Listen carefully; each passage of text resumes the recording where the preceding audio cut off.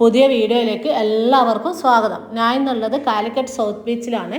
വളരെ മനോഹരമായിട്ടുള്ള ഒരു ബീച്ചാണിത്. ഏത് പാതിരാത്രിക്ക് ഒരുപാട് ആളുകൾ ഇവിടെ ഉണ്ടാവാറുണ്ട്. അപ്പോൾ ഞാനിപ്പോൾ ഉള്ളത് ഉച്ച സമയത്താട്ടോ. അതായത് എൻ്റെ മോളെ ഹോസ്റ്റലിൽ വിടാൻ വേണ്ടിയിട്ട് പോയതായിരുന്നു. അപ്പോൾ വരുമ്പം പിന്നെ ചുമ്മാ ഒന്ന് കയറിയതാണ്.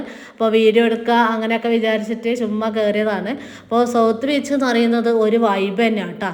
അതായത് നമ്മൾ ലോങ് ഡ്രൈവൊക്കെ കഴിഞ്ഞിട്ട് വരുമ്പോൾ പിന്നെ ഇവിടെ 2 മണി 3 മണിക്കൊക്കെ അതിലൂടെ വരുമ്പോൾ ഒരുപാട് ആളുകൾ ഈ ഒരു ബീച്ചിൻ്റെ പരിസരത്തും ബീച്ചിലൊക്കെ ആയിട്ട് ഉണ്ടാവാറുണ്ട്. ഒരുപാട് പ്രോഗ്രാമുകളൊക്കെ നടക്കാറുണ്ട്.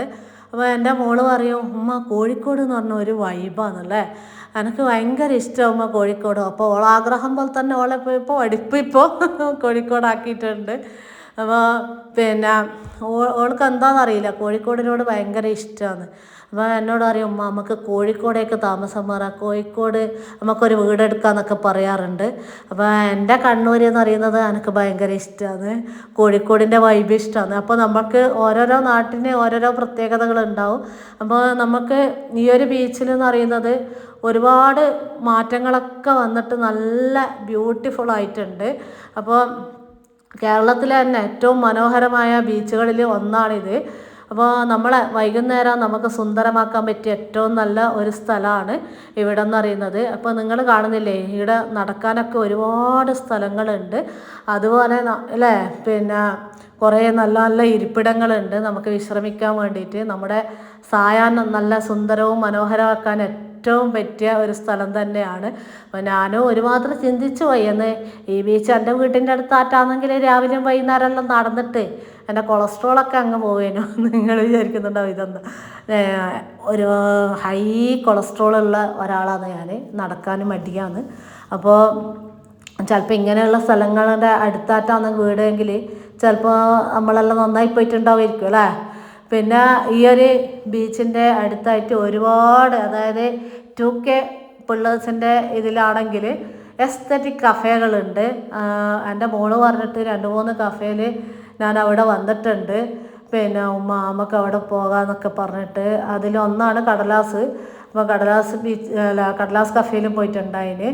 അങ്ങനെ വെള്ളത്തിൻ്റെ പേരൊന്നും ഓർമ്മയില്ല. പിന്നെ വൈകുന്നേരം ഇവിടെ ഒരുപാട് തട്ടുകടകളൊക്കെ ഓപ്പണാണ്. അപ്പോൾ അവിടെ നല്ല കല്ലുമ്മക്കായി പിന്നെ ചായ അതെല്ലാം ഭയങ്കര ടേസ്റ്റാണ്. അപ്പോൾ അത് കുടിക്കാനായിട്ട് വരുത്തുന്നുണ്ട്. അപ്പോൾ ഇത് ഒരു ഉച്ച സമയമായതുകൊണ്ട് ഒന്നും തന്നെ ഓപ്പൺ ആയിരുന്നില്ല, എല്ലാം ഓപ്പണായി വരുന്നേ ഉള്ളൂ. അപ്പോൾ നമ്മൾ പിന്നെ നമ്മളെ ഒരു ഈവനിങ് നല്ല സുന്ദരമാക്കാൻ പറ്റിയ എല്ലാവിധ സൗകര്യങ്ങളും ഉള്ള ഒരു ബീച്ച് തന്നെയാണ്. അതായത് പിന്നെ ഞാൻ ഈ ഒരു ബീച്ചിൻ്റെ ഭാഗം മാത്രമേ വീഡിയോ എടുത്തിട്ടുള്ളൂ. അപ്പുറത്തെ ഭാഗം ഒരുപാട് എസ്തറ്റിക് കഫകളുണ്ട്.